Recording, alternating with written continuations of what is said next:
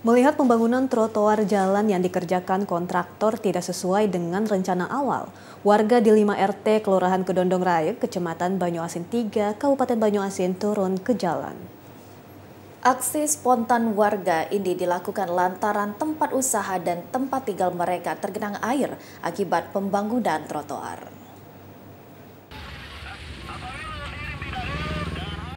Puluhan warga yang merupakan perwakilan dari RT 14, RT 15, RT 22, RT 24, dan RT 25 Kelurahan Kedondong Raya, Kecamatan Banyuasin 3, Kabupaten Banyuasin terpaksa menyuarakan keluhan mereka.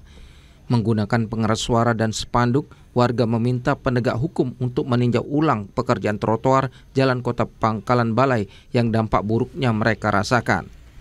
Hajah Diana Kusmila, warga RT 25 Kedondong Raya mengatakan sejak dibangunnya trotoar, tempat usaha maupun lokasi tempat tinggal warga digenangi air setiap turun hujan. Bahkan selama pekerjaan dilakukan, nyaris tidak ada pengawasan dari pihak terkait.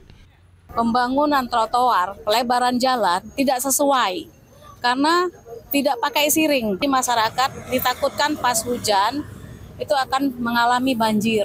Proyek ini ternyata parit ditimbun, ditutup, dijadikan trotoar sehingga air tidak mengalir ke tempat yang semestinya. Sangat dirugikan, terutama pembangunan ini Bapak lihat sendiri banyak masyarakat mengeluh.